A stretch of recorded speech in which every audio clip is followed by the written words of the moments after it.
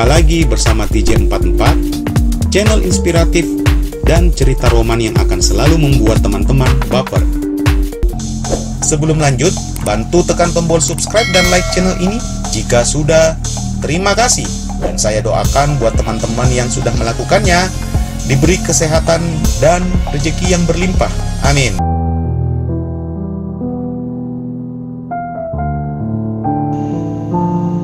Bagaimana mungkin kau bisa tidak tertarik dengan makhluk seindah ini, Arka? Sebuah monolog yang hampir setiap saat menggangguku. Sudah genap 3 hari Putri Mustika menginap di rumahku, dan setiap saat pula aku selalu saja menghindar bertatapan dengannya. Aku tak tahu ada apa denganku, namun yang ku tahu ketika aku melihat sosoknya yang berpakaian lengkap, hijab besar dan cadarnya meski di dalam rumahku sendiri, kegugupan serta merta menderaku tanpa permisi sedikit pun kepadaku.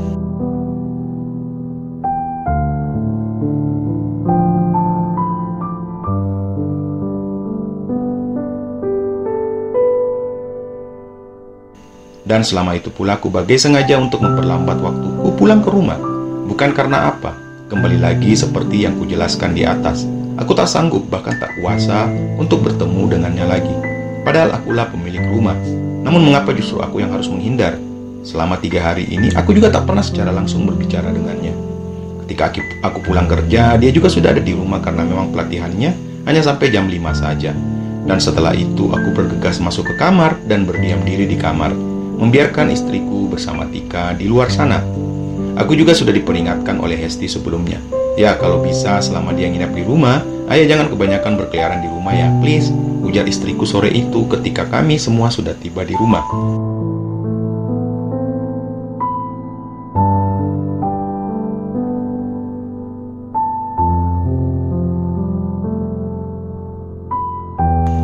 Because, tanya aku penasaran. Ya pasti dia malu kalau ada laki-laki di dekatnya. Ayah, masa kayak gitu aja nggak ngerti sih, balas Hesti.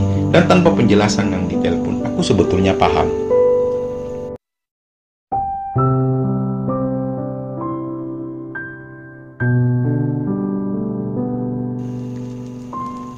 Dan sedikit banyaknya justru makin membantuku. Dan tak perlu beralasan ke Hesti jikalau aku berdiam diri di kamar selama ada Tika di rumah. Untuk rumahku cukup besar untuk menghindar bertemu langsung dengannya.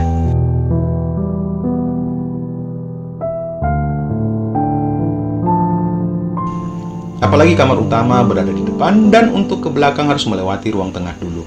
Dan selama ini Tika menginap di kamar dekat ruang tengah. Pokoknya begitulah. Karena adanya sudut-sudut dinding yang memisahkan, makanya aku dapat menghindari berpapasan dengannya.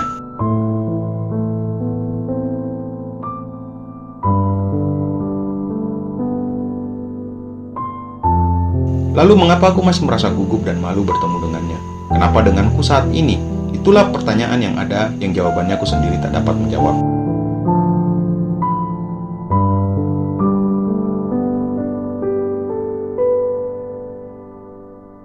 Aku selama ini menganggap diriku seorang suami yang setia. Meski banyak godaan di luar sana, tapi aku tak pernah sekalipun berpikir untuk, apalagi istriku adalah wanita yang sempurna bagiku.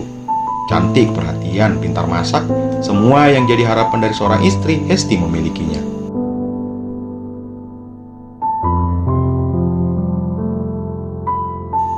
Ditambah Amanda Prasetyo, putri tercinta kami, maka sempurnalah hidupku saat ini.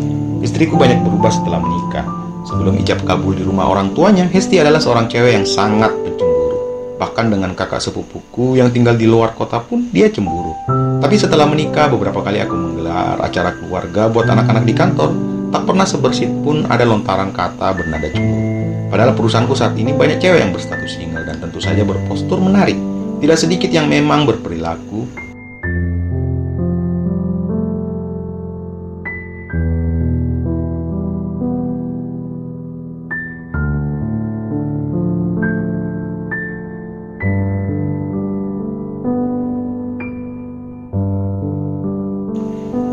tiap kali aku kerja lembur pun tak pernah ada kecurigaan sedikit pun. Inilah yang membuatku makin sayang dengan keluarga.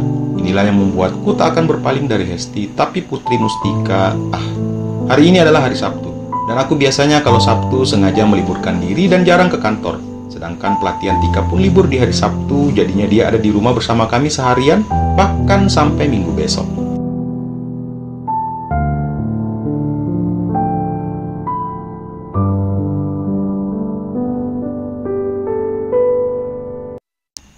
Aku bersantai di teras belakang dengan Amanda di pangkuanku seperti biasa. Hesti sedang memasak di dapur untuk sarapan pagi. Begitu dari sudut mataku menangkap adanya pergerakan dari pintu yang menghubungkan ruangan dengan belakang ini.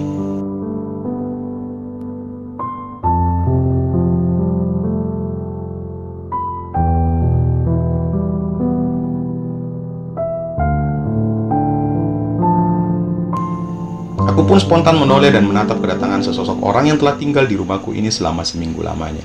Dia sempat berhenti melangkah dan membalas menatapku. Aku menahan nafas, bahkan aku tak dapat mengalihkan pandanganku darinya. Sedetik, bahkan 5 detik lamanya kami bertatapan dengan tubuh yang kaku bagai es batu. Hingga wajahnya mulai menunduk, saat itulah aku biasa menguasai diri.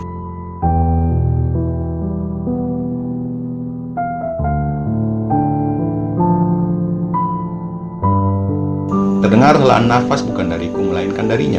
Apa dia juga merasakan hal yang sama sepertiku? Ini semakin menurutku, apalagi tak jauh dariku ada Hesti yang sedang berdiri menghadap kompor membelakangi kami.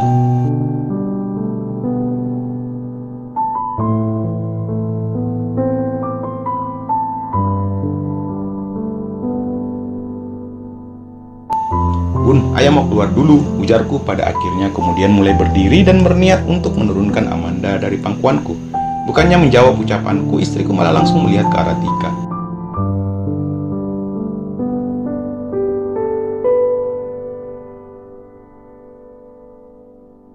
Udah bangun. Hesti pun tersadar dan bertanya ke Tika. Ya Hes, oh ya, aku mau aku bantu. Baru kali ini aku kembali mendengar suaranya dengan amat sangat jelas. Suara yang merdu, berserak dan membuat aku sempat terdiam untuk menikmati suara itu. Semakin lama aku semakin tersiksa. Selama seminggu ini sisaan dari Tika semakin dalam kurasakan. Mampukah aku bertahan dengan rasa yang sekarang menderaku ini? Sampai kapan aku akan seperti ini?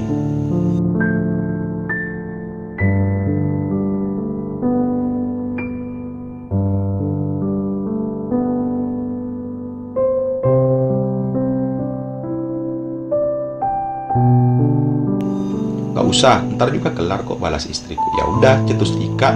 Kemudian dia kembali berhadapan denganku. Dek Amanda udah makan? Ayo sama tante aja. Dek.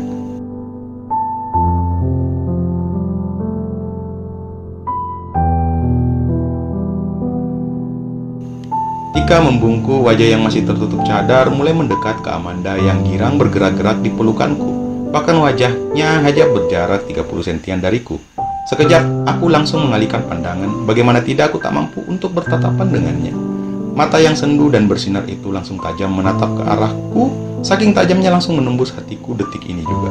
Ku angkat badan Amanda dari pangkuan, ku beridikan meski masih sambil ku pegang.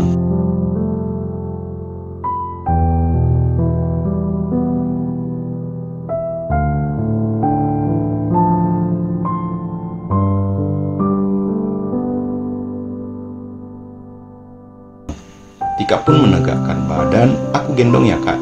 Tika memohon. Aku membuang wajah ke samping dan menganggukkan kepala menyetujui permintaannya.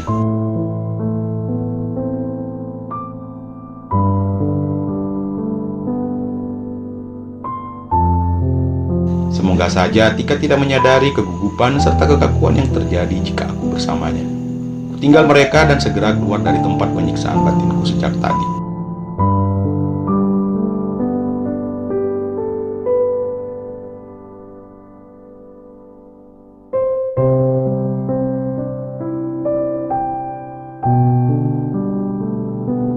Pun lalu kembali ke kamar. Diamku di kamar masih saja memikirkan sosok Putri Mustika. Bahkan aku sampai sekarang tidak tahu menahu bagaimana wajah yang masih tertutup itu. Apakah cantik atau malah buruk rupa? Namun rasa ini semakin sulit untuk kuredam. Kalau sudah begini aku pasti akan merasakan sakit kepala migran. Aku harus segera mengobati rasa yang menyiksa ini secepatnya.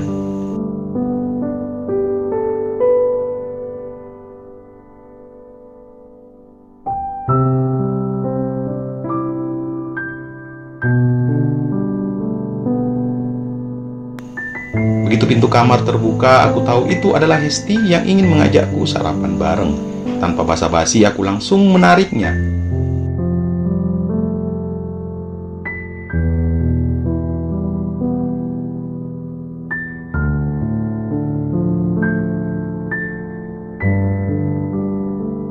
saya, Amanda gimana? Hesti menjawab, kan masih ada di belakang sama Tika, balasku.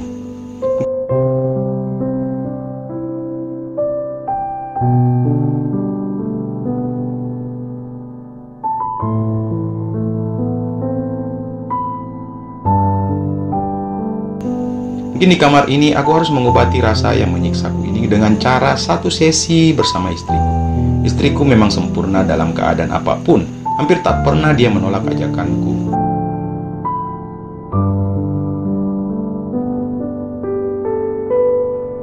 Tapi Putri Mustika, kenapa lagi-lagi aku menyebut namanya? Ya, aku tak bisa memungkiri pagi ini di kamar pribadiku, bayangan akan sosok Putri Mustika, tatapannya yang meneduhkan dan juga aroma tubuhnya yang begitu menyejukkan dan dekat dirinya kepadaku saat tadi ia membungkuk mengambil Amanda dari pelukanku lah yang membuatku saat ini seperti ini. Mungkin kalian menganggapku aneh terhadap seorang wanita yang tak ketahui bagaimana sosok sebenarnya, bagaimana wajah dia, cantik tidaknyakah dia, namun yang pasti aku memiliki suatu perasaan spesial terhadapnya. Entah kapan rasa itu muncul, aku pun tak mengetahuinya.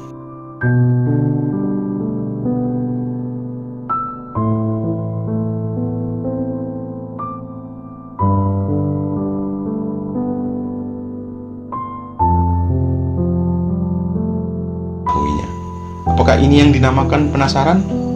Mungkin iya, mungkin juga tidak. Maaf istriku.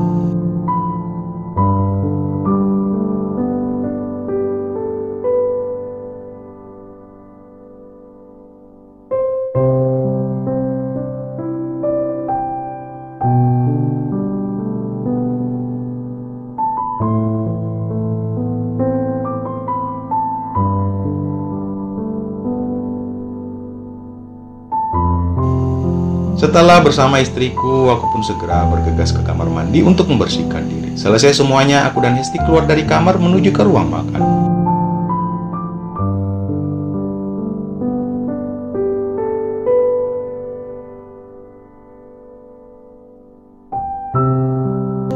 Dan begitu tiba aku sempat berbagi pandangan dengan sosok yang sedang duduk di kursi sambil bermain dengan Amanda, Putri Mustika. Lagi-lagi tatapannya sungguh membuatku hanyut, maka kupalingkan pandanganku ke arah lain sambil mengikuti langkah istriku dari belakang.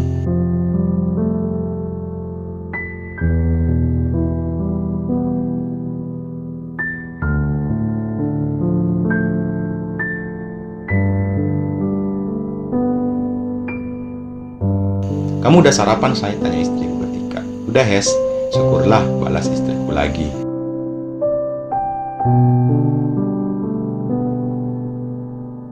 Oh iya, selama Tika ada di rumah, aku jarang sarapan bersama Hesti lagi.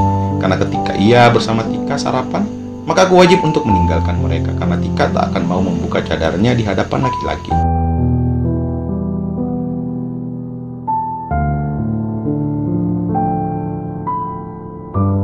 Aku sejauh ini memahaminya.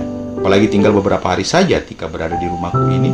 Karena pelatihan yang sedang ia hadiri itu hanya 10 hari saja. Kalau aku nggak salah ingat dari penjelasan istriku di hari pertama kala itu, ketika Hesti pun meminta izin secara serius kepadaku untuk membiarkan Tika menginap di rumah kami. Padahal di terminal pun waktu menjemputnya aku sejujurnya sudah mengiyakan, tapi begitulah istriku. Dia selalu saja menghormatiku, namun begitu aku mengingat jika Tika akan pergi, semakin membuat perasaanku ini semakin tak mengenakan.